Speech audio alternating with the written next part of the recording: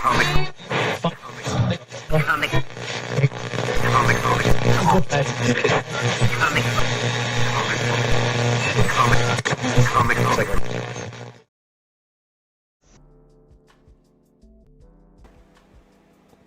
what's up, everybody? How's it going? Welcome to Comic Book Radio. This is episode 53. I'm your host and your guest tonight, and my name is Peter Cimetti. Now, we were supposed to have a guest tonight, and they had to cancel. And that guest was Graham Nolan. But something came up. I want to respect Graham's privacy. And we're going to reschedule. We'll have Graham on another day. Tomorrow night will be Joe Sontag at 9 o'clock Eastern. And Friday will be Tommy from World at War Comics at 1 o'clock Eastern. So, we got a guest for Saturday and Sunday as well. But I want to confirm before we announce. Even though, I always try to confirm with the guests. Well, I do confirm with the guests.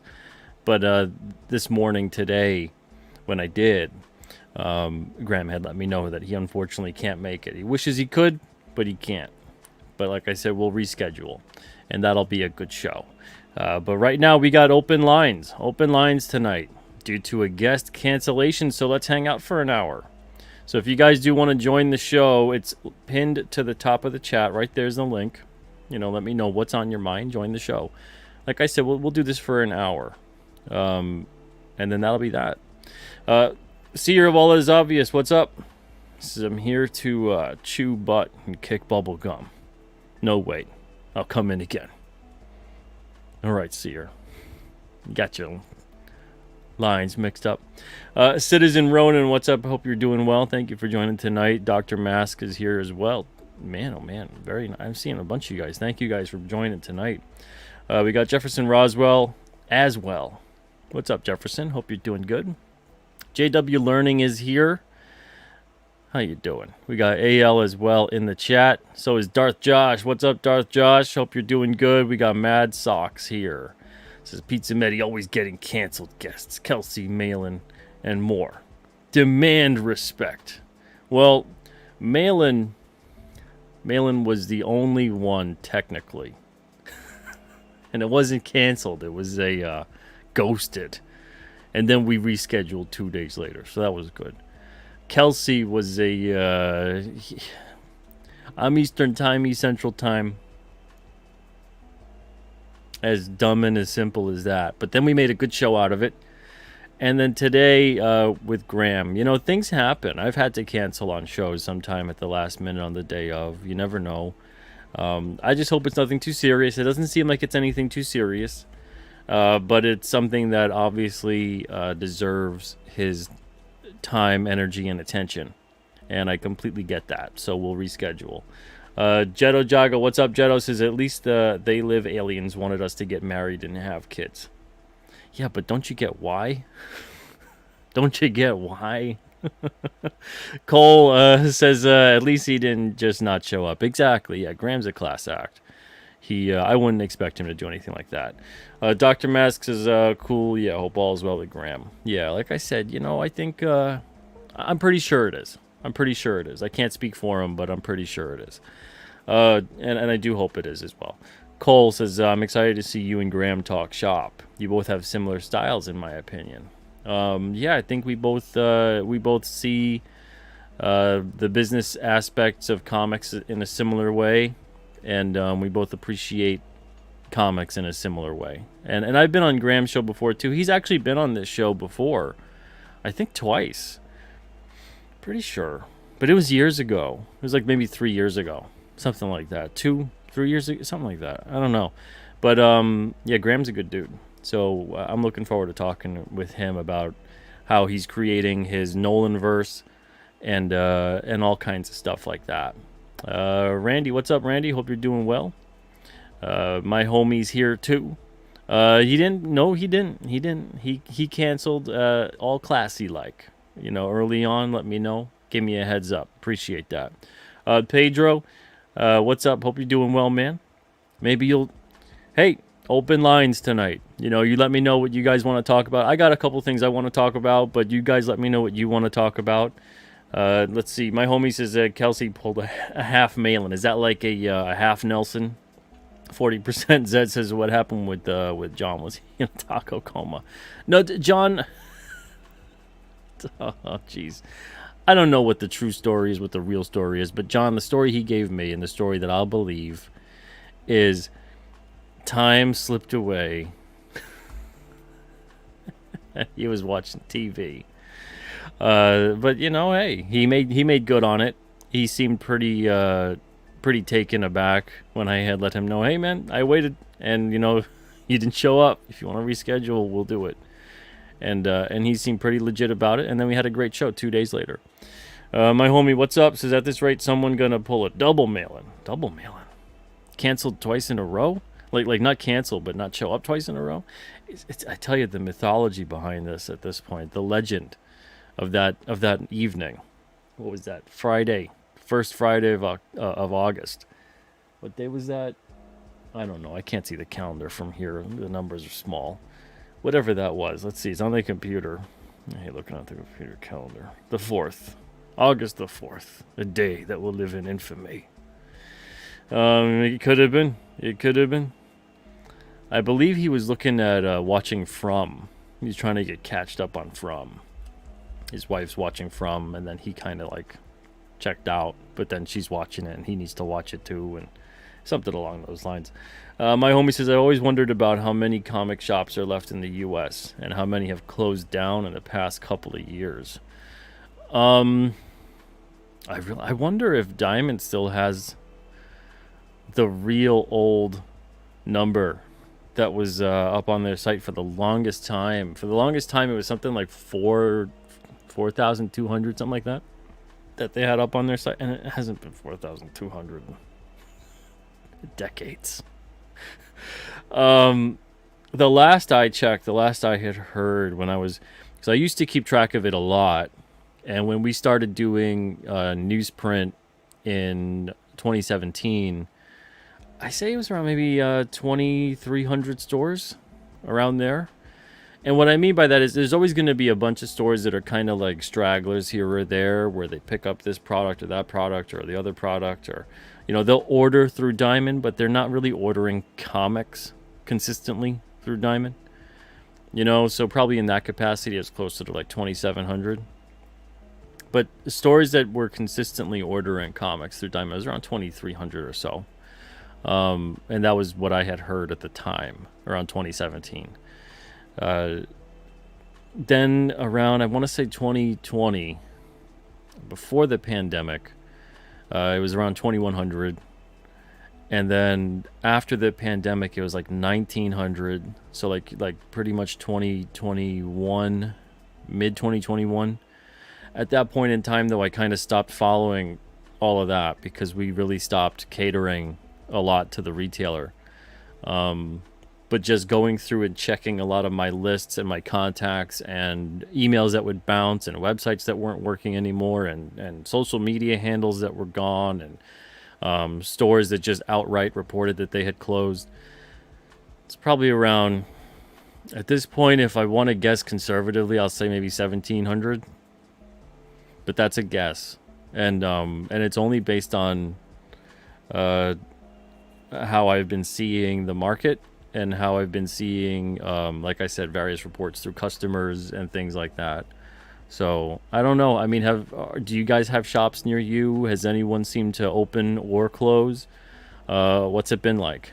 Over here, we've had like a mix of stores that seem to open and close. Like one will open and one will close. We've got a lot of shops up here, which was kind of strange for me to see when I was really canvassing the area. And by up here, I mean I'm in New Hampshire. The New England area in general has a ton of stores, but a bunch have closed. Since 2017, maybe 3 have opened that I could think of, but about 10 have closed. So there's still probably like 25 stores other than that. But yeah, to me, there's been more that have closed than have opened. But I don't know. I don't know. What are you guys seeing out there? Are you guys seeing stores that have closed? Are you seeing stores that have opened? Do things look the same, relatively speaking? The data on that I find is so. I don't think it's purposefully murky or anything like that. I don't think there's anything like that going on.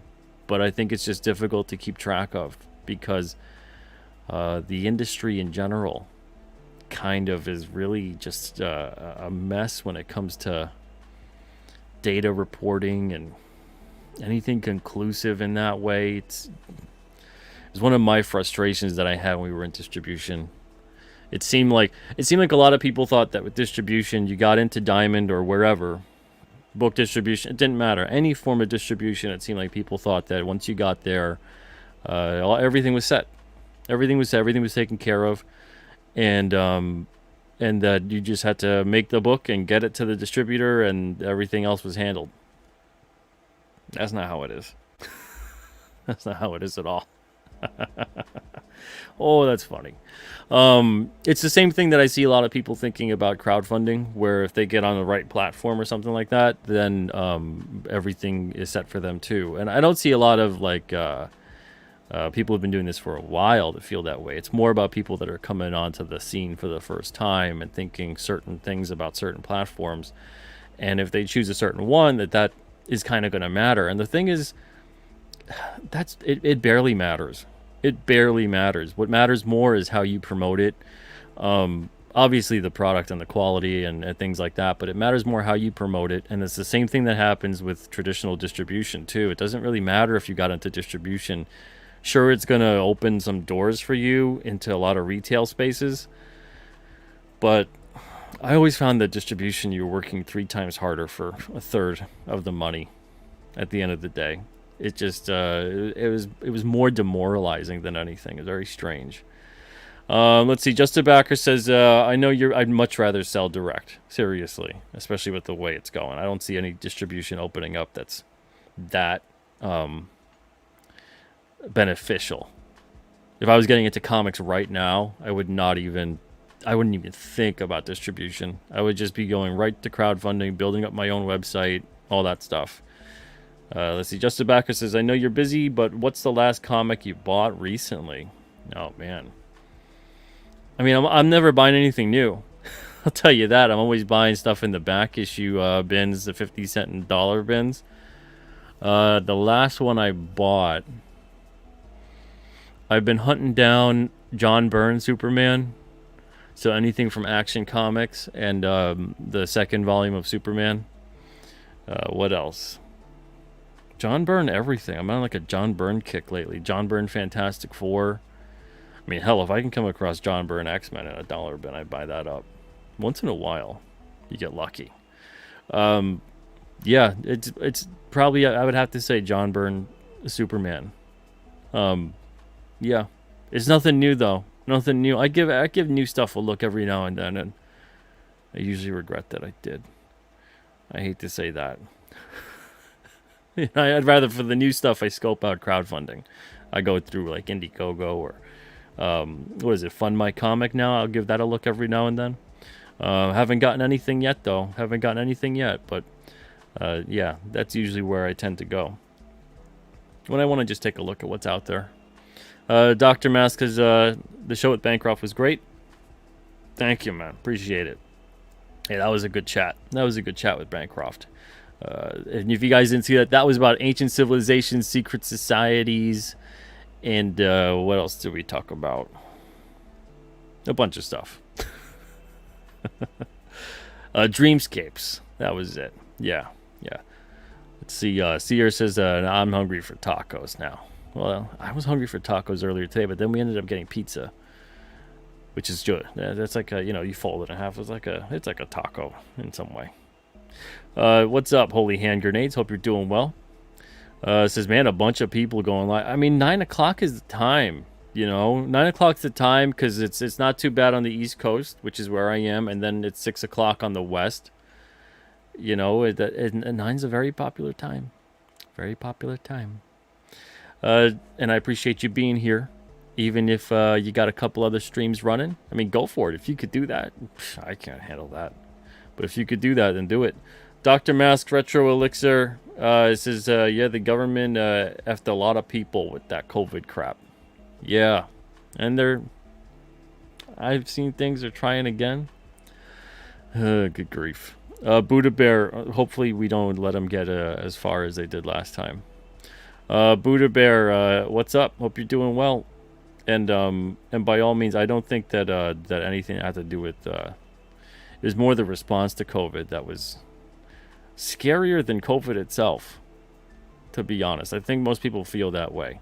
That it was way more ridiculous than the actual thing itself, and they still don't want to explore that potentially in terms of what all of that means and how all of that went. That's just a can of worms. That whole topic's a can of worms. I'd rather not talk about that tonight. But yeah, I hear you. JW says a store near me is now half comics, half pop culture merch. There's a couple stores near me where the new comics, they only want to do a pull list, and I don't blame them. But if they're not taking anything new and ordering anything new for the shelf, so if you want something new, they'll get it for you, and it doesn't matter what it is. Could be, big two, whatever. They're not ordering anything for the store because the comics just aren't moving. And there's probably I could think of two definitely that do that. There's possibly a third. There's a third that don't even carry anything new. I don't even think they do a pull list. I don't even know if they order from Diamond. They just seem to have a lot of back issues, like it's the dude's giant collection, and then various toys or something, like if they're purchasing eBay lots or something. They'll have a really good dollar bin from time to time full of stuff. But other than that, they don't really seem to stock a lot of new things. Again, I can't say I blame them. I think the market should really turn back to that. I think that's what made the comic shops great. And obviously they had the newsstands.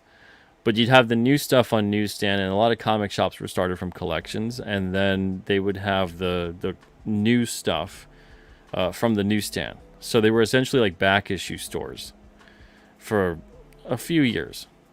And then and that's kind of what made comics really I think spread pretty fast, because you could get all the new stuff anywhere just about. For the most part, the comic shops had some of the obscure new stuff, indies and whatnot, that couldn't make it to newsstand distribution because you had to really print some big numbers for newsstand distribution, and be willing to potentially take a bath on all of it because it was returnable. Still is.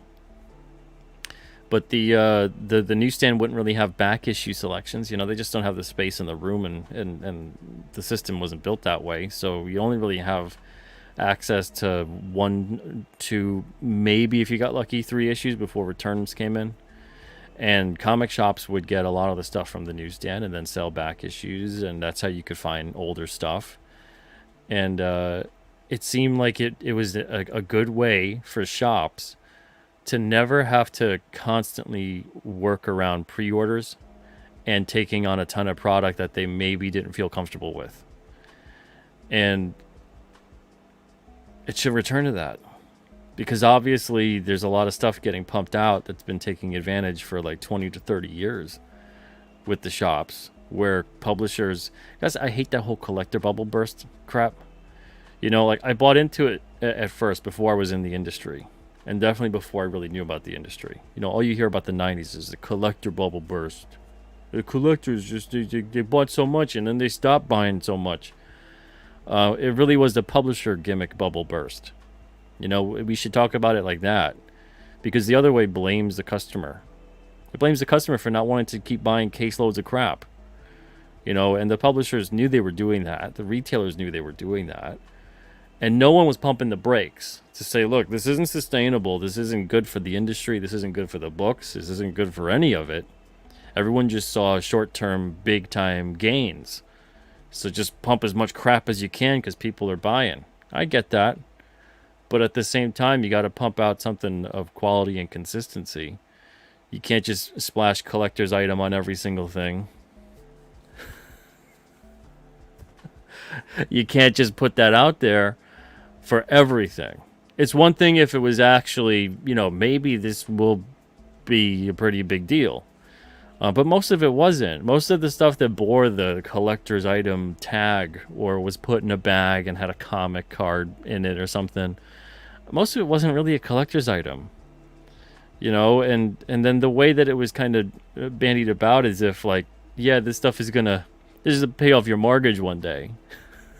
And it's only because they were seeing the comics that were the result of like the Batman movie really spurned a huge collector's market for the older books.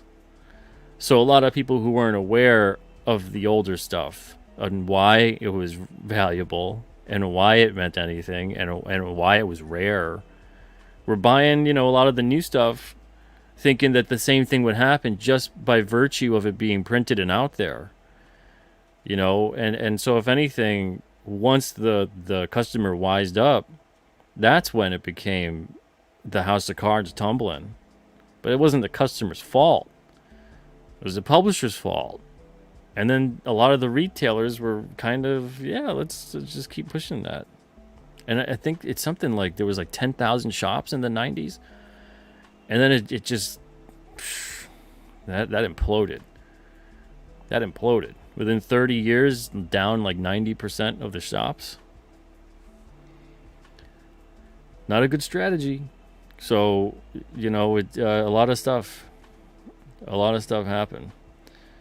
Let's see. My homie says, I think Fourth World Comics in Smithtown. That's a big store. Is still open. People say Peter David used to shop there. I heard that Scott Snyder shops there. That's his store. I used to live on Long Island. I grew up there. And, Fourth World's a big store. Let's see. Dr. Mask says, I have 4 shops near me. A couple are gaming combo stores, no closures. That's good to hear. And I think a lot of the shops got to diversify, to do what they got to do.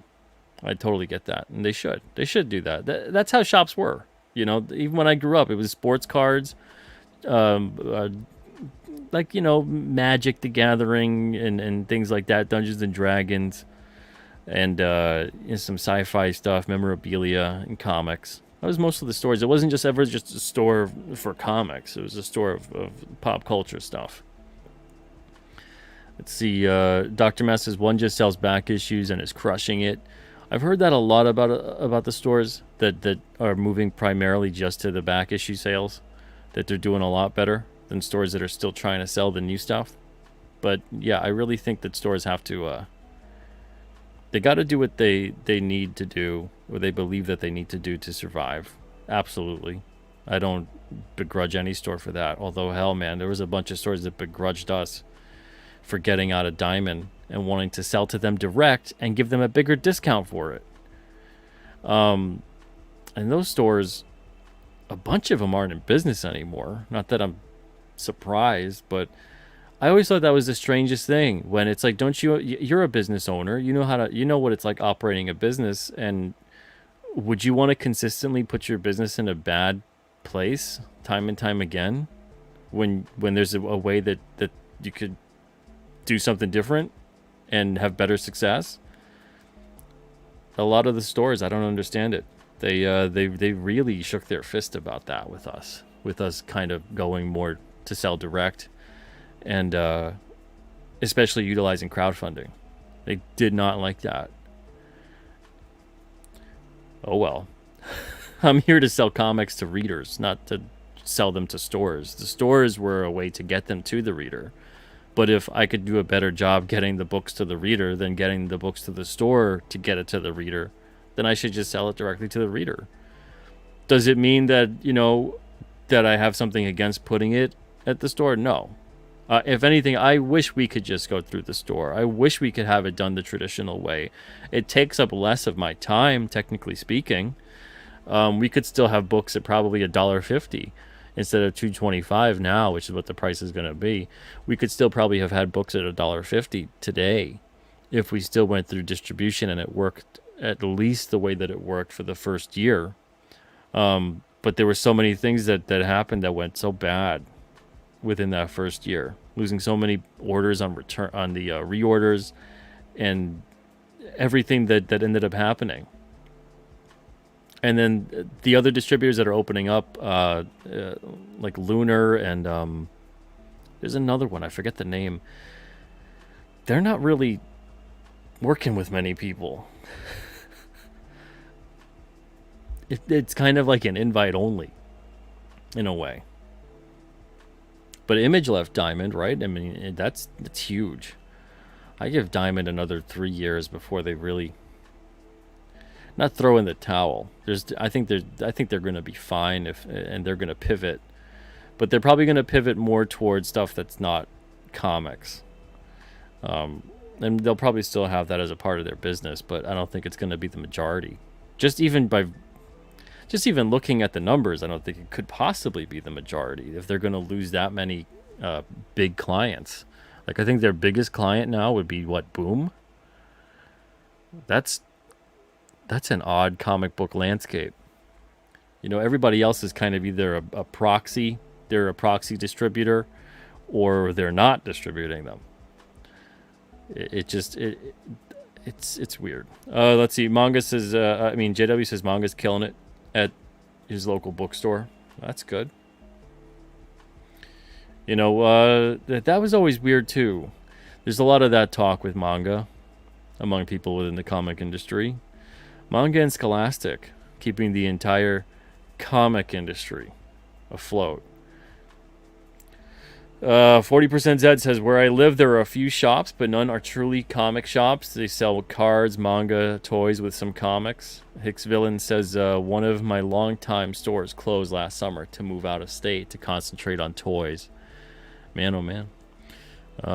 Best of luck to him. Jefferson Roswell says, things seem the same here.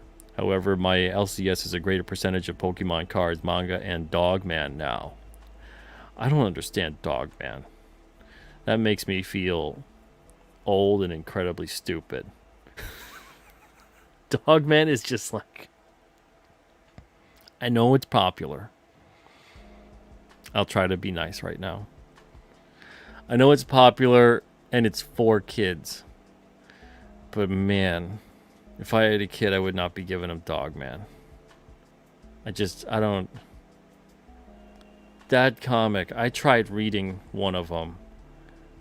And I tried getting back into the state of mind of being like 5 years old, All I could think is when I was 5, I was flipping through McFarlane Hulk and Silvestri X-Men, and later then like McFarlane Spider-Man, Buscema on Spectacular Spider-Man, obviously Claremont writing X-Men, John Byrne Fantastic Four.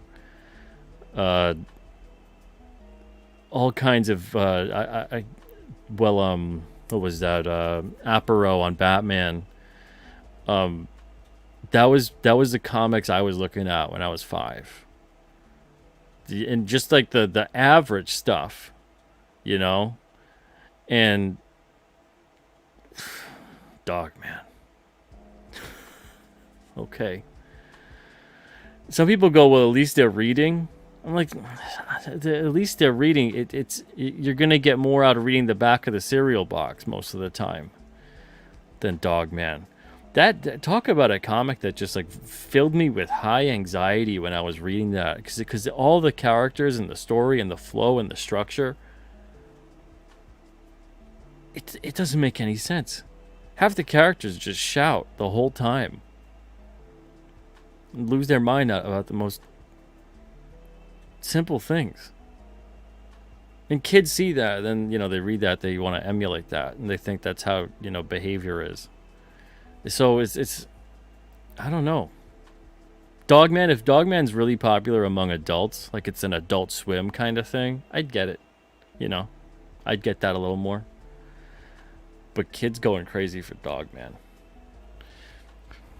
Ugh. Whatever. Buddha Bear, what's up?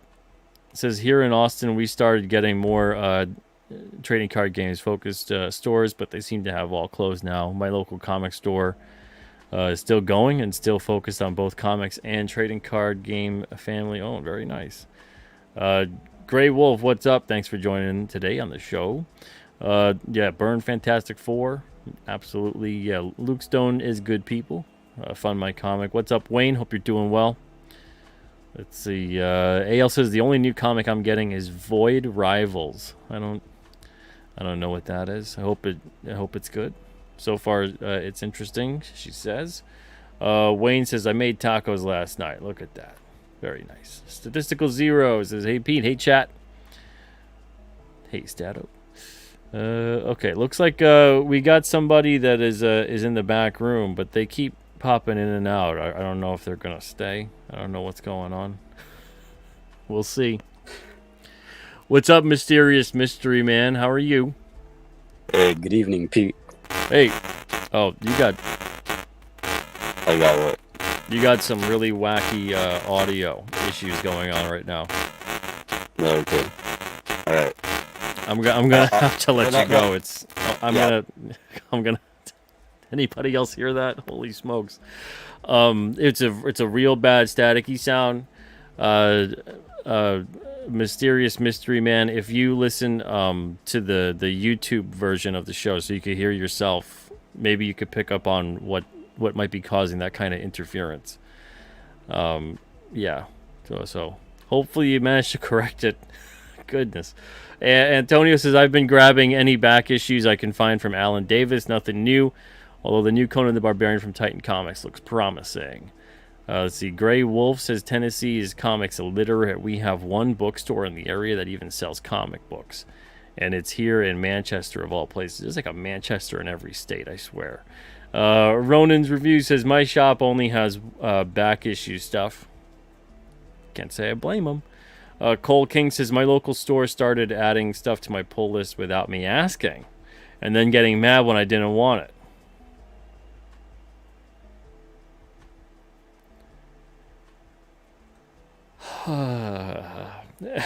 AL says, I'm a little salty that my LCS didn't pick up Alterna for their store, but I don't want them to go out of business, so I'll pick up a few things. Yeah, I tell you, some of the stores are weird. You know, the weirdest part to me wasn't even stores that were feeling like they were taking a chance on Alterna, even though, I mean, seriously, after their discount, when we initially opened up with the $1.50 issue, their discount, it was like, I think 80 cents a book or something like that, for them to have the book. You know, and if they didn't feel they were making enough on it, it's called get 2 issues, and if you can't sell 2 copies to make the equivalent of what one would have been through the big 2. I mean, I don't know. If you can't sell 2 copies of a good comic book, and you're in comic book retail, it's time to consider things. At that point, you're just shelf space. You're depending upon legacy brands. You're not actually in the area of selling. You're in the area of warehousing, and people just go to the shelf, pick something, and buy it. You know, you're not actually trying to grow your customer base. You're not actually trying to make sure the customer has a book that they want. I mean, we were getting stores that were you know, oh, we got 8 people on here. Every single book that you guys put out is on their pull list. And I'm like, oh, great. You know, how many are you stocking for the store? Oh, no, we just do pull lists for your books only. You got 8 customers. That's 8 people you could vouch for and say that, you know, put the books on the shelf and put a little thing there that says that this is what our customers like to read. And then that gets other customers to want to read it too. Nothing, I mean, stores overlook constantly the value of their customers with that aspect of it, you know? Like, that's potentially what a bestsellers list is great at. Is not saying, like, this is what we think you should read. It's saying that this is what our customers like to read, you know? This is what sells. This is what people like. And a lot of stores don't do anything like that. So, a lot of strange things at comic shops. And that was always something that was weird to me. Was, you know, we got a bunch of people in your store that obviously read what we're putting out, and you don't want to stock any for the shelf. Strange. Let's see. Dr. Mask said Marvel put out books in the 90s just to take up shelf space. They do that now more than ever. Man, they do that now more than ever.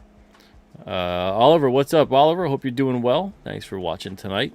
Let's see. Justin Backer says collector's item. They're telling you it is. Yeah, exactly. No, Agent Cub. It's Graham Nolan, but he's not standing me up. Graham Nolan had to cancel earlier today. Something came up. It's a private matter. He's okay from what I can gather, but we'll reschedule. Justin, I could have just canceled the show, but I was like, nah, I want to hang out for an hour, and we got about 20 more minutes left, so we'll keep it up. It's been good so far, talking about comics and stores and all that good stuff with you guys. Justin says publishers selling caseloads of crap again, only they have even less of a customer cushion now. Yeah, absolutely true. Absolutely true. I mean, for instance, right, on a simple basis here, everyone's always trying to quantify why is manga kicking the butt of the American comic industry. Now, I'm not well versed in the manga industry. I know far less about it than I do about this industry in America. But from what I can gather, on a superficial level, it is far less confusing to follow a series in manga, and we'll just say manga for the sake of it. I know there's all kinds of different sorts of the kind of thing, manhwa and mangaka, yada yada. Just the over-encompassing. It's not the American comic industry per se. Do they have the same level of publisher gimmicks that the American comic industry uses to keep it afloat and confuse the crap out of retailers and customers? I don't think so. I haven't seen anything that has to do with it. I don't see like to buy 100 of this to get the variant of that one thing.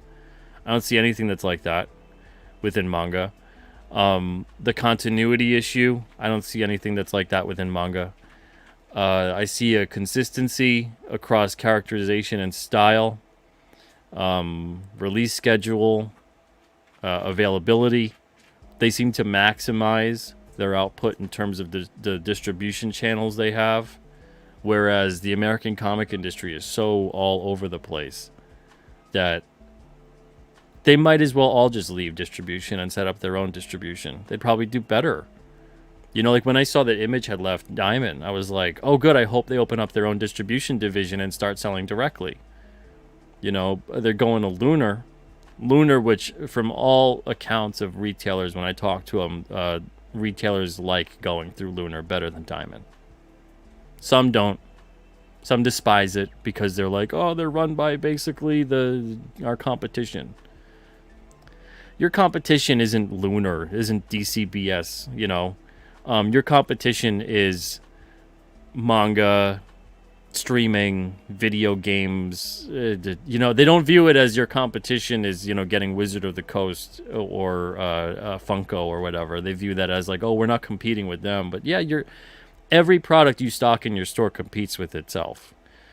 So your Marvel books compete with your DC books, compete with your Funkos, compete with your Magic cards, compete with your Pokemon cards, it all competes with itself. You know, so that whole aspect of like, you know, I don't want to work with whoever is going to give you the best ability to succeed. And from all accounts, from retailers that aren't irrational, because I've only heard irrational ones go crazy about it. From all accounts, it's been a good experience working with Lunar compared to working with Diamond. Has it been perfect? No. But has it been better? Yeah. And that's all I've heard. So, but back to the manga thing, I haven't seen a lot of things that just point blank, just superficial observations that the manga industry is doing wrong in the same aspect that the Western comic industry, the American comic industry is doing. You know, and obviously there's a lot of publishers within the American comic industry. They're not all doing the same thing that the bigger companies are doing, but the bigger companies doing what they're doing, they're essentially, and this is just the way it is, they're the tent poles for the entire industry. So you're going to get a lot of the other publishers following suit, and you're going to also have a trickle-down effect occur, where if the bigger publishers that are supposed to keep that industry afloat so that the publisher does well, and then the retailer does well through the sales. And then through those sales, they're able to have a diversification of product without constantly gambling on everything. If the stuff at the top isn't doing that great, it just follows suit the whole way, and that's just normal common business sense. If you don't actually have a product that sells well at all, right? Then like who's selling well? If your best stuff doesn't sell well, if your best sellers don't sell well, the lower sellers sell good. It just doesn't happen. So and that's how I see it. I it's just a very simple thing. It goes to just looking at it that way. And then you get into the other aspects of it. If you dive further than the superficial part of it, holy smokes, what a different industry. What a different industry in every possible way, in terms of what the comic industry has done within the same time of manga coming up and kicking its butt left and right. And the same thing goes for Scholastic, though Scholastic has had a leg up for decades because of the fact that they built up their presence, their reputation, their customer base for decades upon decades, with the children's book market, essentially dominating that market. So, if they went and then all of a sudden Scholastic is selling mature rated adult graphic novels, you wouldn't see the same success. But they're just sidestepping to selling comic books to kids that are largely of the same kind of quality, storytelling wise. It's pretty like low level, very accessible, and relatively simplistic storytelling. And I'm not trying to use these terms to necessarily knock it. I'm not necessarily a fan of what they're putting out comic book wise, but it's selling. But it's selling too because they're in that space. They've been in that space, and they know what they're doing in that. So when people are like, "Oh, look at what Scholastic's done. Well, look at what Scholastic's done, my ass." You kidding me? Like they're not like the little indie that could. They just came onto the scene out of nowhere. And there's people that have made it out like that, which is very strange to me. It's not to discount the success that they've had, but like, man, look at why they've had that success. For them not to have that success would be a bigger story of like, how'd you screw that up? Which is why I think a lot of people look around at the big two and you're like, how are you screwing things up? Like, you pretty much have, for all intents and purposes, a monopoly on the American comics market, and you keep screwing it up. It should be a slam dunk every time. And you got movies left and right all over the place, the merchandise and and you keep screwing it up. It's very strange. So I think that's why a lot of people look at that and they go, what happened?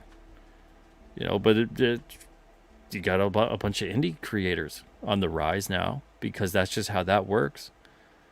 And we're going to see, I think, over time, more and more people doing things like that.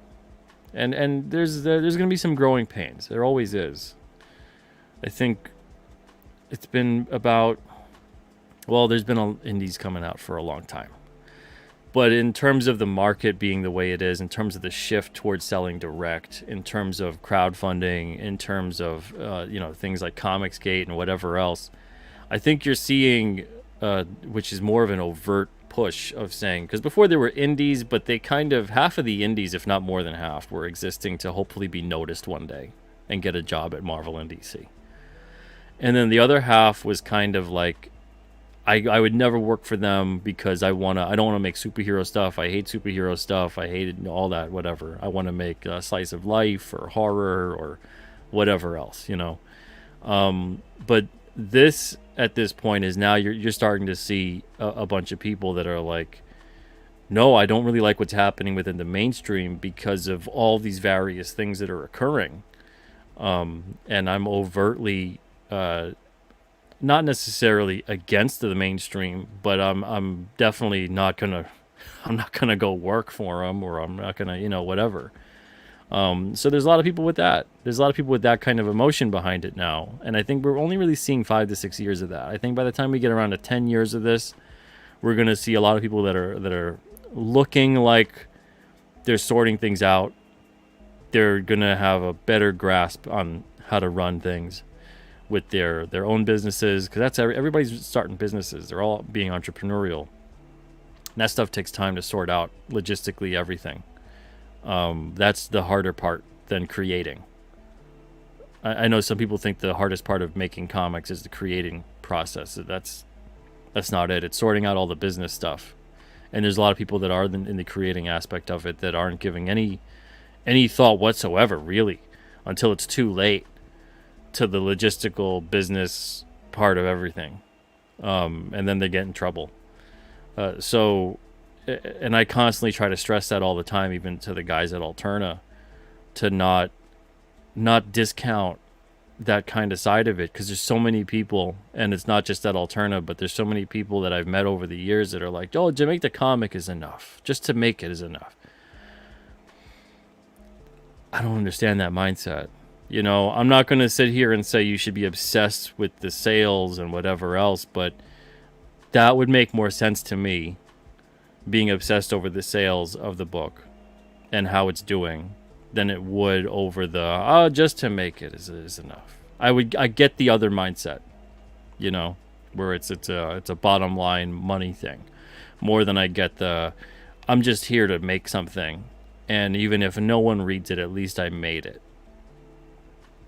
Well, you know, then at that point you're just really doing it for yourself, and you're never gonna do this in a capacity that's gonna make sense to have it as a business.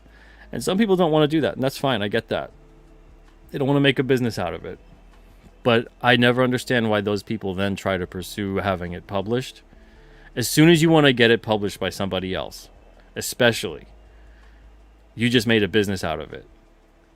You know, if you just wanted to make it, then just make it. You don't have to, you know, make it, and hell, give it away if you want. You know, get it out there digitally in print, give it away, whatever. But there's so many people that I've met over the years that it's like, oh, it's just enough that I made the thing and I put it out there. And I'm like, is that a legitimate thing, or are you trying to just kind of have a soft landing for the book not selling and just kind of cushion the blow? Because I tell you, that's devastating to me. And it's not necessarily even the sales part of it as much as it is that I'm making this so that other people can hopefully enjoy it and it means something to them. The sales side of it, the money side of it, revolves around the realistic aspect of the world. Of, you know, if you're going to dedicate more and more time to something, if not all of your time, you need a way to be compensated in some way, shape, or form. And so it makes sense that, you know, every step along the way, it's going to cost you money to make this. So you got to figure out how to make money from it. It's just basic stuff. But there's so many creators I've met over the years, and have even published over the years too. And I found out before it's too late that they just really didn't care if the book sold or not. It just meant something to them to like see it on a shelf, or to get it published, to hold the book in their hand. All of this like dreamy crap that just, it's not. Well, I sit there and go, why'd you get me involved? You could have done all that without me. You know, it's like, okay, yeah, I get it. That's great. You know, it's good that you hit goal number 1. What about the 4 or 5 other goals here that you should be looking to achieve, that I'm here specifically to try to help you with? And many of them just don't want to do that at all. It's a strange industry. Let me tell you, I'll never get it. You know, and then I got to start looking in the mirror and going, what am I doing? I got things I want to do. And I look over the past 17 years and I'm like, man, 90% of the people I've published, I don't even think they're making comics anymore, because that's how much they weren't about making comics. That's how much they were about not wanting to make it into a business. not wanting to do this for a living, and that impacted my ability to make a living, to make comics, to do what I wanted to do. And the whole reason I even started Alterna was to try to help people make a living in comics. And then lo and behold, I find that most of them don't want to make a living in comics. Most of them just wanted to make a comic. That's another problem in the American comic industry that we don't really talk about, is the creator mindset. That most people that make comics, that are trying to sell the comic through someone else, don't really care to sell the comic. They're not motivated to sell the comic. They're motivated to make the comic. Maybe. That's arguable. But most of them, it's just like they're there so that someone else can make it, and then it gets on a shelf and they're like, job done. Because they're like, I'll work my job or 2 other jobs the rest of my life. No, I'll never make a living in comics. What are you, crazy? Not with that mindset. Yeah, you won't make a living in comics with that mindset. What do you want? People got to go, what do you want? They got to look in the mirror, ask themselves, what do I want out of this? Do I want to make a living out of making comics? Or do I just want to make the comic? Because they're 2 very different answers. And most people aren't prepared to even try to answer the make a living part of it. And it's possible. It's not impossible at all. It's absolutely possible. But there's so many people involved, I find over the years, that what it is that they go, well, I just don't wanna. I don't want to make a living in comics. I don't want to do the work that takes. I don't know what work that even takes. And the answer of like, well, as soon as it's work to make a comic, that's when I'm out. It has to only be fun for me.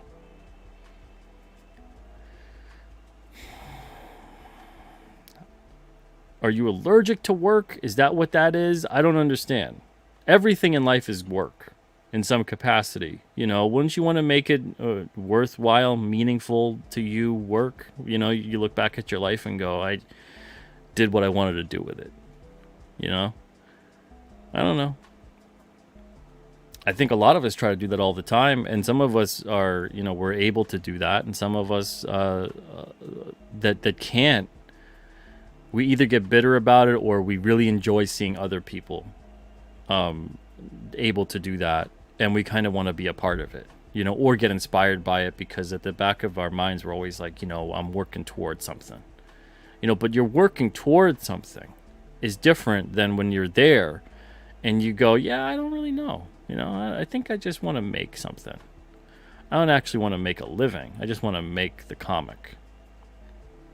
It's a big, big problem in the comic industry, which is why you have so many people that are willing to just like suffer and, just have horrible, miserable lives and existences for some reason. And it's like this badge of honor that you're suffering. You don't have to. You don't have to suffer. You just have to figure out a way that works and be honest with yourself about what you're going to have to do to make it work. Cole says, I know dealing with multiple distributors is a big problem for a lot of retailers. Some would rather pay more to one distributor than pay less to 5, which is crazy to me. Because, in everyday life even, what do? We don't just go to one place for every single thing all the time. We all go to different sorts of places to get what we need to do. And I don't just mean even business-wise. I mean even just in life. Business-wise. Geez, I order from like 10 to 12 different places for various supplies. So it's shop around. Shop the sale. And then when it comes to product to sell, that would be like me saying, I just want to publish one person only. And I'm expecting them to do 10 different titles. That's the equivalent, because I don't want to deal with different people making different things. Why can't I just deal with like one person who makes everything? Like, see, it sounds ridiculous once we put it on, to a practical application for what we do in our lives. But for the comic shop retailer, they're like, I just want to get everything from one place. They don't even get everything from one place. They get everything from multiple places for different things. It's the craziest. It's the craziest thing. The industry is just it's such a headache that's not worth it for 90% of the crap that you got to deal with. And when you can do something different, like how I said, we sell direct. That's why we do that now. And a lot of people sell direct because of that too, because it is such a nightmare to deal with the retail distribution side of it. More than, I've talked to other people in other facets of whether it's like construction lumber or whether it's getting retail to big box stores and getting products out there, or restaurant owners or whatever. And it doesn't sound anything close to the logistical crazy nonsense nightmare of the comic industry. And I think even that is because the people running Diamond, he's a retailer. Steve Geppi was a retailer. He don't really have background in like running distribution. He kind of sort of fell into a lot of that. And even when it comes to the lot of the methodology that's there, you really can see it. It seems like it's run by a retailer, not like it's run by a distributor. They're never really trying to grow the footprint. They're just trying to get more out of what they already have, and what they've already have keeps shrinking consistently, year over year, at a time frame, especially when they had a monopoly that they could have leveraged to get these items that were very popular, get them practically everywhere. If they just tailored their distribution model to get into the certain stores. But that didn't occur. That wasn't even on the table. So the whole industry suffered for it. And the genie's out of the bottle. It ain't getting back in at this point. So it is what it is. Just Tobacco says manga blew up because of COVID and Netflix. Manga was already blowing up. Manga's already been pretty hot for at least 15 years. At least. And it's already been obviously very popular aside from that. But yeah. Because the thing is, you could say the same thing would happen.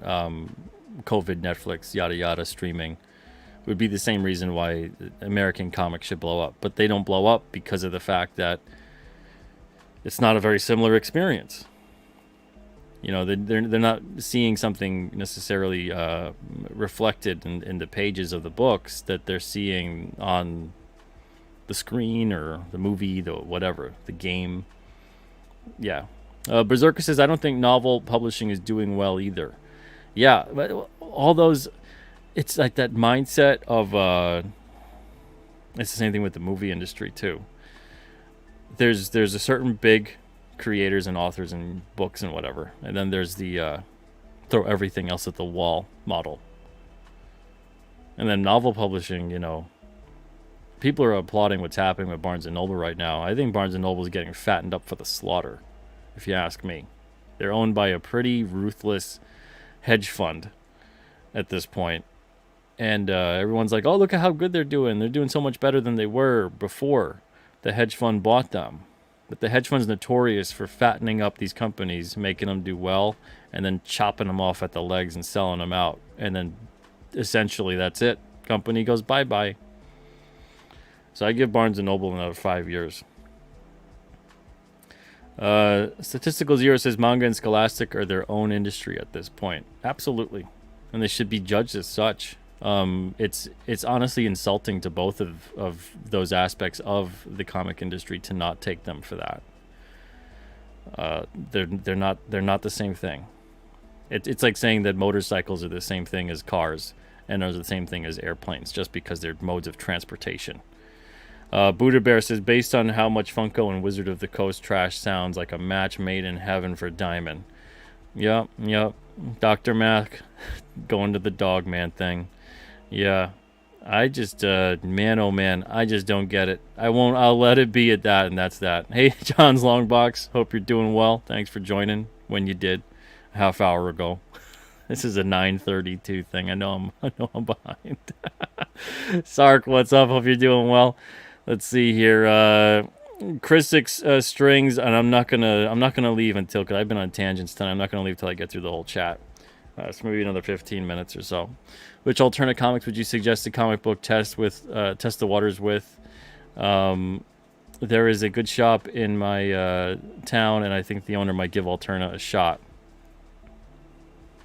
Honestly, I mean, they could just go to our site. What I really recommend is if they just go to our site, sign up for the retailer discount, and then they get a code. They get a promo code that they could use at checkout.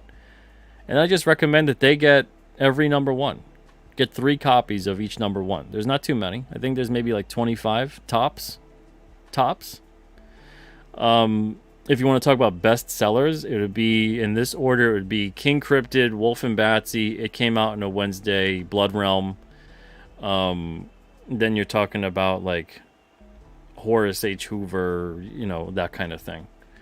But you can't get number one if it came out on a Wednesday. That's been sold out for a while. But you can, that's an anthology series. So you can get whatever, I think number 10 might be the earliest one available, something like that. But yeah, it's Alterna is such a safe bet because of how affordable the books are. It's more about, if they're going to stock the books, make sure that people can see them and people know about them. And that's it.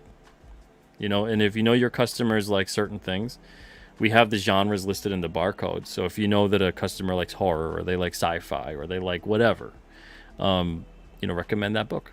Be like, hey, check it out, just $2. This is a good book. It's on newsprint. Give it a flip. Let's see here. Oliver says he's trying to hijack the stream. Who's trying to hijack the stream? Was it, oh yeah, like, Mysterious Mystery Man with that odd noise. I'm glad you guys heard it too.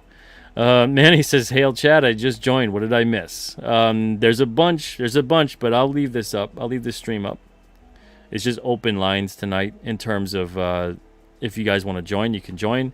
If not, I'm answering as many questions as I can in the chat. And I'm going to keep my answers a little more concise, a little less pontificating, so we can get through this. Aloise says, I have 3 comic stores and a manga shop in my area. Oh, you have a shop explicitly for manga? That's great. Wow. Good to see that you got 3 comic shops still, too. Very nice. Edwin, what's up? Thank you for joining the show here in the chat tonight. John says, I'm always pushing alternate comics. I appreciate that, John. Thank you. See, World Comics Review says, WCBS had a video of toy warehouses chucking tons of collector's items, Star Wars toys, and giant shredders. That's kind of like the same thing with what's happening with the Funko Pops. Landfills. Getting filled up with Funkos. Rachel says, variation. Yeah, manga's got variation as well. That's the thing, is that now the comic industry overall has variation, but again, the comic industry has largely been tailored mostly to the superhero genre for a long while. Even though the superhero genre is a genre within a genre, and it also contains many genres. There's, within the superheroes, there's crime, and there's horror, and there's sci-fi, and there's fantasy, and adventure, and action. But they've been mostly marketed by publisher and retailer as just superhero. But they're just not only superhero. And that's to their detriment. Because if people knew, oh, well, this is more like, it's got horror involved. It's got crime and detective involved. It's got sci-fi and space adventure in it. You're more inclined to go, oh, okay. But if everything is just superhero, you just go, oh, well, I don't know. I don't know if I like superheroes. Even though many people do. Many people do like superheroes. But it's still not reflective of the entire industry, nor is it reflective even of those publishers that publish primarily superhero books. So, it's all about that. That's where the marketing part comes in. When it's like, okay, you take this thing here, and I don't know. I've got a rock here. This is a moonstone. Take this moonstone, for example, right? How would you market this to sell this as more than just a rock, And that's what the idea is of coming up with a marketing angle, What other kind of application, what other kind of spin can you put on it? Is this a paperweight? Is this a projectile? Is this a weapon? What other kind of way can you come up with that this thing is what it is? Sure, you can look at like a pen or a pencil. Here's a pencil and go, let's examine. I could stab with this. Everything's going to weapons tonight with me. But it's like, yeah, or you can write with it. You can write, you can draw. So it's all about the marketing, coming up with a different way to look at a product. And it's the same thing that happens with superhero books or any kind of book. What other angle is there that you can use to make that more accessible for people so that they understand? Let's see. AL says Void Rivals in the new Energon universe. Robert Kirk. Oh, it's a Transformers G.I. Joe thing. Very nice. Well, hopefully they do right by it. Hopefully they respect the source material and they do right by it. Good stuff. Beyond Time. What's up, Beyond Time? Hope you're doing well, John. Let's see here. World Comics says, remember that guy who went on a bonkers rant when DC left Diamond during that COVID shutdown? He thought they were, Brian Hibbs? Oh my God. I got nothing good to say about Brian Hibbs. So we'll skip right over that topic. Rick Saylor says, hello to the man, the myth, the legend. Published in Pete Zimetti. Oh man, Rick Saylor, you're too much. Madness Comic. Oh, what's up, Pops? Thank you for joining tonight. Dr. Mask says, I've been digging up a lot of older indie books. First, Comico. Oh man, Comico. I would love to get some Comico books, man. Holy smokes. I sold most of my collection when I moved years ago. And shops around here just don't carry stuff like that. That's some good stuff. Even First is a good publisher too, or was a good publisher. AL says, I'm spending more money at my manga store than my LCS. Mighty Joe says, getting all nostalgic. All nostalgic. Really missed the 7-Eleven spinner rack in the 90s. Only hit a store once every couple of months to dive through. Yeah, that was the norm. You couldn't go anywhere without seeing comics. Grocery store, convenience store, 7-Eleven, that's a convenience store too. Everywhere. And if you weren't seeing comics, you were seeing comic-related things for the longest time. And even now, when you see the merchandise, it's mostly still the classic, iconic interpretations of the characters.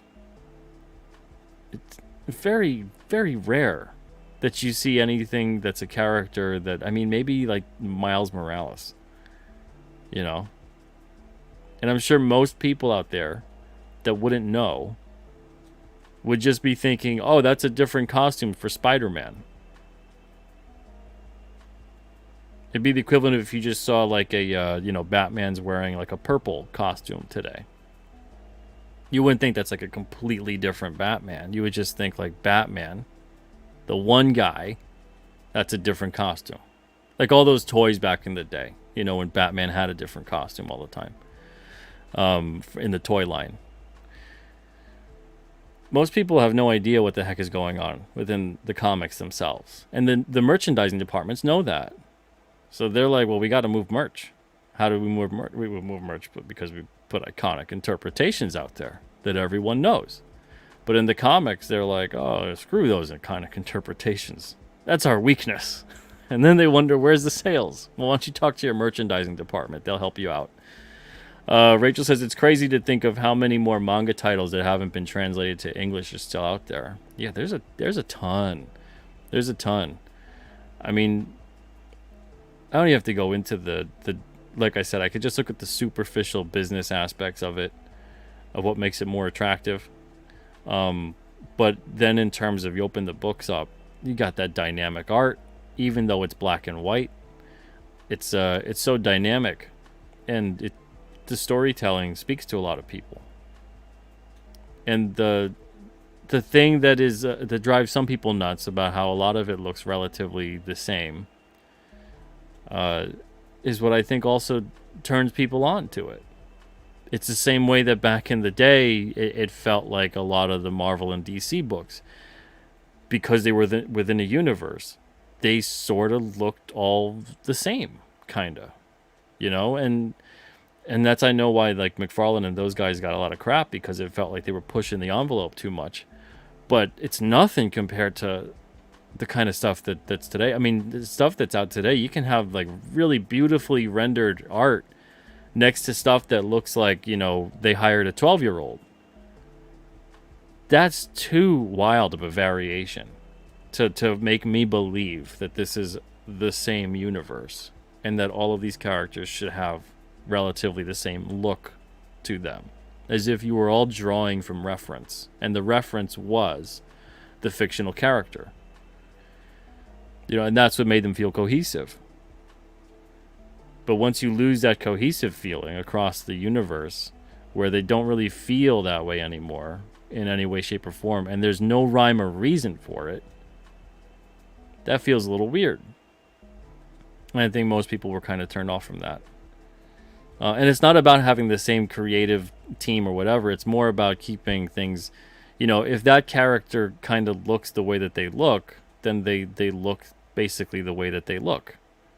They don't look like wildly different, or the style is so incomprehensibly different that you're just like, wow, is that really still the same character? It's like if I drew like stick figure King Cryptid and then I've got like Nick Hunter's King Cryptid.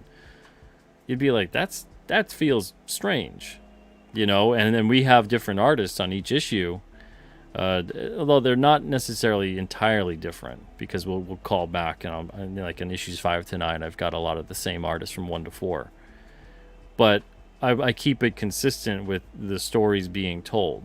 So certain stories and certain characters in certain areas are being told in a consistent fashion, and that when styles change up and artists change up, there's a reason for it. The story kind of changes up. That genre of the story being told changes up. But if you have like this universe across titles and all these different books, you really got to make sure, editorial wise, that you're actually staying consistent. The continuity, not just in the writing, but within the art. AL says, I think that's what Eric July said. Creative is easier than the business aspect. Oh, he said that. That's true. I think he's going to make videos going over that. Well, good. It's true. It's 100% true. And it's something that a lot of people don't give much, if any, consideration to. And I think that's what leads to a lot of confusion and disappointment and heartache, and people making the same mistakes over and over again. So, yeah. Quill Cox says, what would a weapon wielded by King Cryptid made of moonstone do if used in bright sunshine? And says, good show. Thanks, Quill Cox. Okay, so theoretically speaking, now the moonstone's powered by the moon. It's like a lunar cell. If it was more like a solar cell, it would be powered up by the sunlight. So it's not really going to do a whole hell of a lot being powered by the sun. If it's got a good full charge, it could do a lot until that charge is depleted. But if it's consistent, that's why King Cryptid's powers are really heightened on a full moon. But on tonight, which is a new moon, they get depleted pretty quick, and then they don't recharge. So he, once that moonstone, which doubles also as something that keeps his curse in check, it keeps his humanity on the forefront, and it keeps that animalistic, feral, beastly nature of the curse at check. So once that moonstone is drained and that curse takes over again, he loses that humanity aspect of himself until the moon once again charges up that moonstone. So it wouldn't really do a whole hell of a lot in the sunshine. But even then, I don't want to get into too many of the properties of the moonstone, because we do go into that in due time. It does a lot more than even what King Cryptid's aware of. So I'll have to answer that in the issues of King Cryptid in the near future. Dr. Mask says business is hard. And says, or I should say business is work. Like everything, some people don't want to put in the work. Yes, exactly. World Comics Review says, to be fair, a vast number of comic makers in Japan make just to make. They self-publish and sell at cons. I mean, that's wonderful. And people should. If they want to make it just to make it and then sell whatever they can and, not dive all of it into the business aspect of it, I totally get that. And that's fine. I'm fine with that. I get that mindset. Absolutely. But in terms of like once you've decided to turn it into a business by getting it published with a publisher and getting it into stores and getting it out there to people and all these other things, all these other aspects. And then especially if you're someone who you think you want to do this with your life, you want to make a living out of it. Like you want to make comic books and whatever associated with them. You want to make that for a living. Well, then you have to do the things appropriate in terms of running it like a business. Otherwise, you're not going to end up having it run that way. It's not gonna work out for you. It doesn't just like all of a sudden magically everything falls into place. That doesn't happen. And there's a lot of people that kind of think it does. And a lot of the time people get ripped off when they think that things just fall into their lap, because when they fall into their lap, it's kind of a deal that's a little too good to be true. And it always is too good to be true. So yeah. And that's been an experience that I haven't just witnessed and seen occur time and time again, but that's been like the business of even the entire comic industry, of many different creative industries, actually. You got people coming in there, not understanding the business aspect of any of it. But then just to stick to comics, there's a lot of people that think that if they had owned all the rights to a certain character, let's say they went to the Marvel or DC, and if they owned all the rights to a certain character, then they would have done fabulously with that character. They'd be millionaires, billionaires, whatever. Not necessarily. And if you do think you could have done that, then why didn't you leave that system and then create outside of it and turn that character then into this $1 million, $1 billion thing? Now, I'm not saying that people weren't taken advantage of in certain aspects, especially back in the day when no one knew anything was going to be what it was. They're just selling like 5-10 cent comic books. They had no idea about TV and movies and video games. And I mean, how could they for half of it? That stuff wasn't even a thing. Toys and merchandise and whatever. So those people, I absolutely agree that when they had a raw deal out of it and weren't compensated for stuff that they didn't necessarily create something to sign off on that being done in that capacity, and if they were aware that it was going to be used in such a way, they probably would have negotiated differently. I definitely could see that having some pretty strong, compelling reasons as to why they felt the way they felt. But when you're talking about like a lot of people today, I see running around that are like, I want to keep all my best ideas to myself, and I don't want to, but they go work for a corporate publisher or something. Is it because you really think that your ideas, you know how to maximize them so effectively that you're gonna fully realize them in a financial way, in such a way that you feel the need to keep them all to yourself? And if so, then why are you working for that corporate publisher? Why don't you just leave and then go make your amazing ideas? I think a lot of it is like this weird kind of making up excuses for why certain things are playing out, and then constantly wanting to be perceived as a victim within that.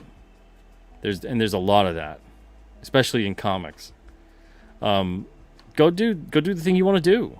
Go make the comic you want to make. Go be independent. Tons of people do it. You see the same thing happening within the movie industry. People going and doing that and thinking you can't go independent. You got to work in the studio system. Meanwhile, there's thousands of people that are constantly independent within the movie system. Same for music, and it is what it is. You're going to be a working class version of an actor or a musician or a comic creator or whatever, but you're not going to be having the same issue that you thought you'd be having the other way around. But then again, maybe you're like, oh, well, the money was good. it's every single thing is something else. Nothing. There's no perfect deal. And people just, I don't know. It's very, very interesting. Dr. Mass says gonna hit the hay. I'll catch the rest tomorrow, and I'll be logging off a little bit soon too. I'm catching up towards the end here. But yeah, I don't have the answers for everything, but it's one of those things where there's so many problems that I think we create for ourselves, and I'm guilty of this too. I've done this before, and you try to stick it out in a bad situation and make it work, and think that, well, if you have enough time and you throw enough time and money at it, it'll change, it'll get better. But it often doesn't, and I can't even think of one instance in comics where when I was in a bad situation with a creator or something, or a distributor or whatever, that throwing more money and time at it did work in a positive way and turn things around. We both had to do that. Not just me trying to make it work out. If the other side of it isn't there to play ball, you could throw all the money and time at it that you want. If you're both not working towards that goal, it's not going to work out. And sometimes those lessons are difficult to realize until you go through it. And you just try not to make the same mistake twice. Let's see, Herwenberg says, nobody actually does a good job with comics distribution right now. That's why we don't use distributors. Yes, World Comics Review, you can do it today. Just dedicate time to make the calls. Let's see. World Comics says, Viz in the UK started by just going around independent record shops, news agents, head shops, etc. in Newcastle. Such things still existed in the early 80s. Couldn't do it today. And Herwenberg says that you can do it today. To some extent, Herwenberg. To some extent. Definitely not to the extent that you could have in the 80s. And especially, there's a lot of stores just in general. Like, I brought up Barnes & Noble before. Barnes & Noble's not going to work with you directly. You're going to have to go through a distributor. And there's a lot of retailers that are like that too. So that's the biggest thing within what's changed. Is there's so many more big box retailers. There's so many more retailers with a wide footprint. And you need a distributor to get access to that. But that's what's weird about the comics industry, is because the comics industry doesn't really have access to large retailers. They're not selling to large retailers. They're selling to small individual shops, which is puzzling, because the industry would do so much better if it utilized different aspects of what was out there. Sell affordable books to Dollar Tree. There's a lot of reprints that are around $1.25 now at Dollar Tree. All kinds of different things. Five Below. Heck, get a spinner rack going again. People go, oh well, it's not worth the footprint in the store to have it. Well, that's why they had the spinner racks. And even then, just get the top 10 bestsellers. You got to make it easier for the retailer at that level. You can't present them with 500 titles a month or something like that. And then say, pick some titles from the catalog. That's not going to happen. So you got to tailor it to their system and how they would work and get product, which is basically saying, here's the product that we're selling to you. Here's the price. And this is how many units we have available for sale. And you would basically work with that, like any other retailer does. People think, like, for some reason in a lot of these stores that there's like and when I say people, I think there's a lot of comic creators that have kind of pontificated as to why comics aren't in certain spaces anymore. And they always go, well, because video games are a better seller than comics, and they take up just as much space. Well, there's video games I don't see video games being sold in grocery stores largely. It's the craziest stuff in the industry. Again, it goes back to not knowing about the industry and the business. And there's different ways around what has been talked about. So there's so many ways to get comics out there.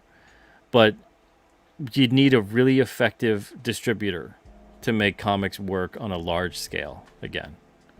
That's why it's best to just do the way so many people are doing it right now and sell directly to the customer. I don't think it's going back, to be honest. I don't think there's a way back. I think it's just the way is what it is. Let's see. My homie says Blood Realm is pretty good, I hear. Yeah, Blood Realm's a good book. Good book.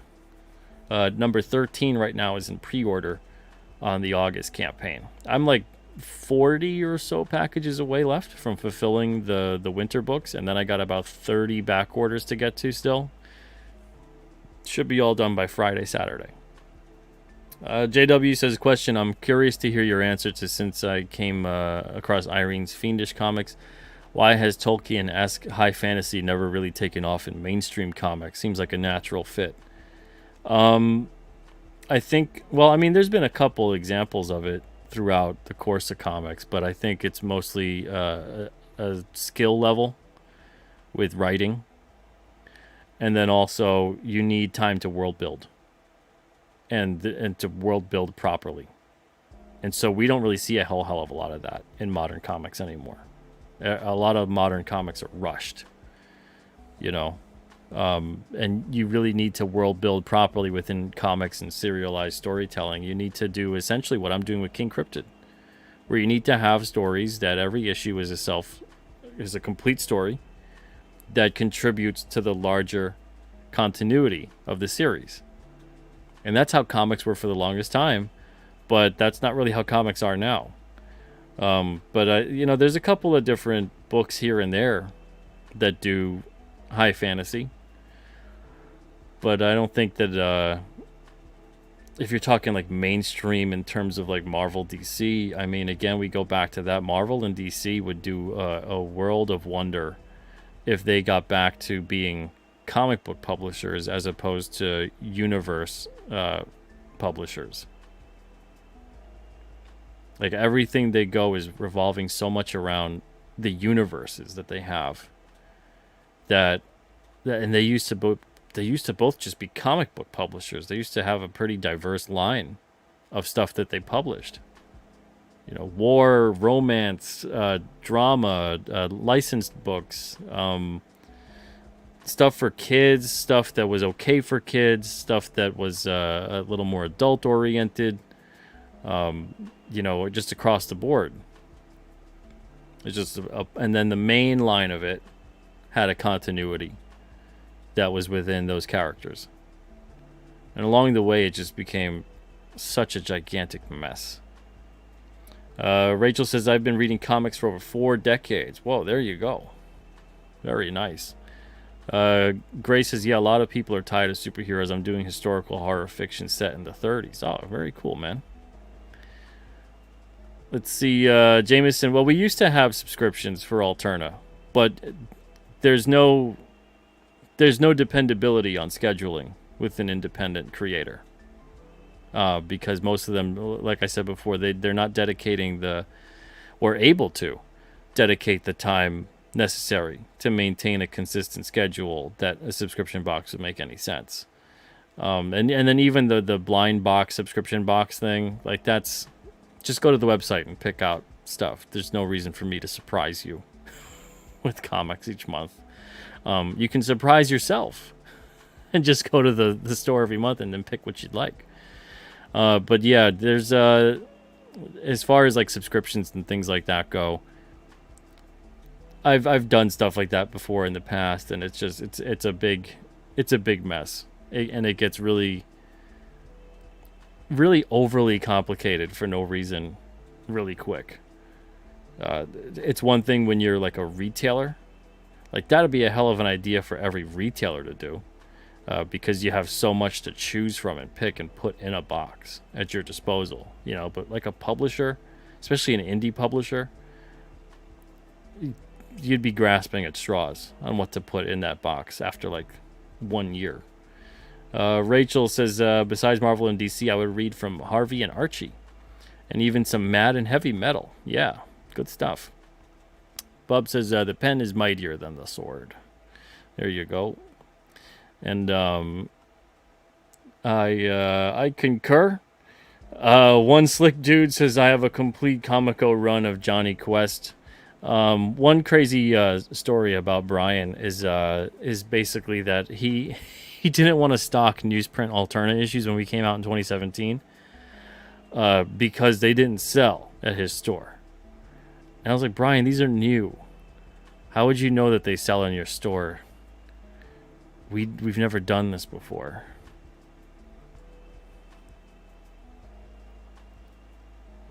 It's craziest stuff. I swear to God.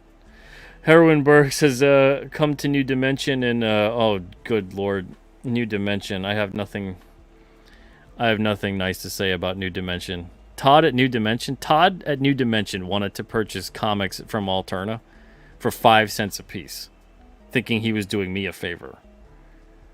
So he could have them in his nice huge sale that he likes to have at his store. That dude is a weird dude. Scummy. But hey, Heroinberg, you know, I don't want to crap all over you. But Todd at New Dimension. That dude's a piece of work. Jake says, so you're saying Superman and Doctor Strange are different. Who knew? Exactly. And that's the thing, though, is that, you know, most people don't know. Comic readers know, you know. But the uninitiated, it's all the same to them. You know, superhero is a superhero. Murph says, Marvel and DC made their fans pissed years ago. Now they have made their fans not care. That's how you lose lifelong fans. Not caring is the worst for an IP. Yeah, especially the whole context, too, of making it that, like, what is it? These are fictional. These aren't real. You know? Why do you care so much? These are made up. You know how many comic creators I've seen say that to comic fans that were upset about a change in something? Holy smokes. Just go find another line of work. Go find that's the. You expect that from the non-believer, the non-creative, the person who has no idea, no concept of storytelling and why it's important. But if you're a storyteller essentially saying storytelling doesn't matter, it's not important, this is all just made up crap, why do you care? You need to find another line of work. Plain and simple. Plain and simple. You know, you've lost that love and feeling. Jake says Miles Morales is Miles Morales and Peter Parker is Spider-Man. I don't know why that's controversial, but it is. The world is weird. Let's see. I mean, if anything, that's pretty. That's good for Miles. He's his own person. And if he wanted to not be his own person, and that's how you have to think of characters, right? Real people. Now, that's what happens when you have bad writing, though, because I don't think Miles Morales in any capacity would have taken the mantle of Spider-Man. I think he would have had another name for himself. But that's just how I would have handled it. I'm not a fan of the mantle thing. These people would all be their own people. They wouldn't just put on the skin suit of someone and pretend to be them. You know, unless it's like a mystical mantle that's being endowed upon you from a higher authority. I don't think people would just naturally go out there if you know, and just go, well, now I am so and so because so and so's not around. That's strange. You know, you would be inspired by them. You'd maybe pay homage to them, your costume, your whatever, your, you know. But you wouldn't go, I'm them now. That's weird. That's weird. Aldous, what's up? Hope you're doing well. And Aldous will be on this show on Saturday. We'll be talking comics and whatnot. Let's see here. Heronberg says, make indie music, indie films, indie comics, indie books, indie clothing. It's fine. Yeah, totally. See, Murph says TMNT was an indie comic, then made an independent movie. That's... I love you, Murph, but that's a little bit reductive. I mean, TMNT went through New Line, which is a division of Warner Brothers. So I would not call that an indie movie. It had a pretty decent budget. When it got picked up to become the toy line slash TV, it wasn't like they created that deal out of the blue. They got someone in the business to help them out big time with that, and then it hit. And because of the specialness of it and the quality of it, it resonated. So a lot of things had to fall into place, but it wasn't quite as simple as like, indie comic and then made an indie movie. Like The Chair's an indie movie. There's no studio behind that. But TMNT was that's a studio. That's a studio film. that's a pretty big studio. Let's see. What's up, Jasper? Hope you're doing well. Travis says, whatever happened to the Scrimshaw book? Holy smokes, that's a blast from the past. What is that, 2018, 2019 was the last I've seen or heard of Scrimshaw? As far as I'm concerned, it ended at Alterna. I don't know if they're still doing anything, but that's, as far as I know, what happened. Hojo says, hail Mr. Samedi and the awesome chat. There you go. See, Rachel says, my creative hero is Leonardo da Vinci. That's a pretty good creative hero to have. Eloise says, perhaps Tolkien-esque fantasy is more fit for graphic novels and format than floppies. Perhaps. I mean, have they even adapted? Did a graphic novel adaptation of Lord of the Rings? I can't think of one. That would kind of be the place to start first.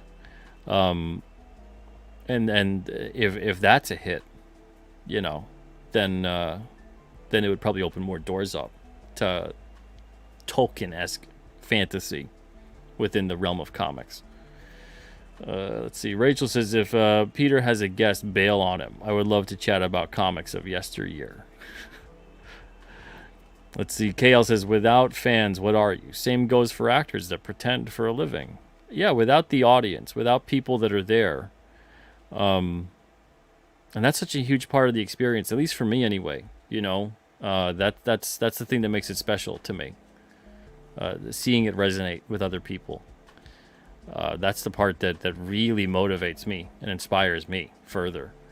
But yeah, that's an important part. It really is. And yeah, no problem, Travis. No problem. I wanted to make sure I got through everything. So yeah, looks like that. All right. So before we go, Seer says, I learned nothing about that new hat patch. All right. Now I got through everything. This is where we're at. Okay, so here are the new patches that came out. These are Velcro backed. This is going to be on the campaign in September. Either a full moon or a new moon special. And then same goes with this. The New England Cryptid Research Organization patch. This is a 3-inch circle. And this is a 3x2. Again, same patch. If you're looking for these kind of hats, they're sold everywhere with the Velcro backing and stuff like that. But we also sell them on the Alterna site. The New Moon special for today, you can kind of see the outline there, is the Old Man of the Mountain magnet. And this is a landmark in Franconia, New Hampshire, but also a character in the King Cryptid book. And this is what I wanted to show you guys before we ended tonight. It's currently a New Moon special right there up on the campaign. $3, free shipping worldwide. Now, if you've got the King Size campaign subscription or the Super Moon bundle, which is also part of the King Size campaign subscription that gets you everything new on the campaign, you already have this. If you want to purchase multiples, you can purchase multiples. This is also available to purchase on the Alterna site. And you can scroll down. Oh, there it is. So again, free shipping worldwide, $3 for that. We also have full page ads available, $25 for 5, 6, 7, 8, and 9. A bunch of them have been taken, but there's still a bunch left. Not too many left though of the premium spots. $50 for the back cover to number 5, which I'm surprised is still there. I mean the inside back cover to number 5. And then inside back cover of 6. Inside front covers are 75. We got it to 7, 8, and 9. So keep that in mind if you want to advertise within the pages of King Cryptid 5 to 9. And again, if you've got the king size campaign subscription or the Supermoon bundle, which a bunch of you have, you get every new moon and full moon special. And the king size campaign subscription, you get everything new. You don't get last year's stuff included. So if you did miss out on 1 to 4 or anything else from last year, you don't get that on the king size campaign subscription. You get all the new stuff. So everything basically that says funding on it on the Alterna site, you get that. So there's the collector box, there's the trading cards, there's the issues, there's the shirts, the story script, the trading card binder, the prints, the trading card box. You get all that. The only thing you don't get on the king size campaign subscription is art commissions. You could order art commissions separately. So we do have those available as well on the site. But again, right now, it's a new moon tonight, which means there is no moon in the sky. It's there, but you can't really see it. And then tomorrow it's up. Tomorrow's the last day to get that Old Man of the Mountain magnet. He's kind of like King Cryptid's mentor. He's like 12,000 years old. King Cryptid's around 500. So King Cryptid's just a young pup compared to the old man. And in times of worry and confusion, King Cryptid will often go to the Old Man of the Mountain and sort of seek advice about what to do. So he makes his first appearance in King Cryptid number 6. If you're a New Englander, you're familiar with this, especially if you're in New Hampshire. You're really familiar with the Old Man of the Mountain. It's pretty much everywhere. You can go look that up as well. Look up the facade, the profile that used to be there of the Old Man of the Mountain. Let's see. Jefferson says there's a prestige-style adaptation of The Hobbit. I enjoy the art, but poor lettering makes it hard. Yeah, see, there's always something. I really respected comics from back in the day. You see a lot of like the DC and Marvel licensed books and things like that they just went top notch across the board. You know, solid creative teams, good lettering. It looked like a top notch comic.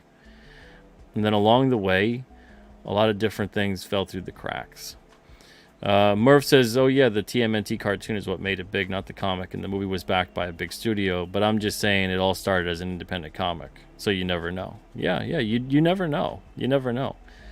Let's see here. I think that's about it. And yeah, again, no problem, Travis. I'm glad I got to the super chat, and thank you for making it. But aside from that, so we got the King Cryptid campaign. We're super, super close to the 500 backer bonus. 13 backers away from 500. And then if we reach 27,544 by September 9th, I'm going to unlock a stretch goal bonus. Right now we're at 21,336, so we're about $6,000 away. Like 6,200. We potentially could do it. We got some time. September 9th again. If not, it's going to go back up to 30,000. And the reason 27,544 is because that's $1 more. $1 more than the previous campaign raise in the first 60 days. The first 60 days of the King Cryptid 1 to 4 was technically the time period that was on Indiegogo. And then it went in demand. So this one, we went in demand after the first 30. And hopefully if we do reach 27,544, we beat it by $1. That'd be great. That'd be fantastic. But we're super, super close to 500 backers, 13 away. And then we also have the August alternate campaign. This is currently at 100 backers here on Indiegogo. Overall, it's a bunch more than that compared combining it with the Indiegogo and alternacomics.com. And stuff for this is going to start getting into production very soon. And the fulfillment is almost done on the winter campaign here. Hallelujah. Talk about this campaign for Alterna. I think we probably had the most bumps in the road with various different production sources, but everything seems to be okay now, and production should get started on the next campaign in just a couple of weeks with fulfillment in September, or at least beginning in September, probably finishing in early October. So the winter campaign here, something important to make note of. If you haven't backed it yet on Indiegogo, this is closing down on the 18th. Friday the 18th, this is closing down. We're still going to have a lot of different things available to go get on the Alterna site. But the reason for it being that it's closing down on Friday the 18th is because fulfillment's going to pretty much wrap up on Friday the 18th. So if you do want to back this stuff here before it closes down, before we actually put it into in stock as opposed to pre-order, you want to make sure you do that, get those bonuses. And the bonuses, of course, are the Wolf and Batsy trading card. And this Abigail Moore card is the last official Alterna foil bonus, because from now on, you're going to be able to purchase them. So on August pre-orders, this card here, Agent Gibson, it's a foil card. It's only available for purchase. It's not a bonus. But Targanis and Agent Hatch, 14 and 15 of the Alterna series, those are bonuses for physical perk backers. So just something to consider. I'm going to throw the links here into the chat. So this one is for the winter campaign. That's closing down. This one's closing down on the 18th. This one here is for the August campaign, and that's going to start fulfillment soon. And then this one here is the Indiegogo for King Cryptid. But you can back all three of those and more on the Alterna site. Go to alternacomics.com and you can back everything there. So that's it. We're going to wrap up the show. Thank you guys so much. Really appreciate it. I wanted to make sure I answered as much, if not everything, as I possibly could. I know I said an hour originally. We're at an hour 48. We're going to wrap it up here. Everybody have a great night. Take it easy. Hope you guys have a good one. And we'll be back tomorrow night with Joe Sontag at 9 o'clock Eastern. And I'll be talking to him about comics and whatnot, all that good stuff. Everybody take it easy. Have a wonderful night. See you tomorrow. Later.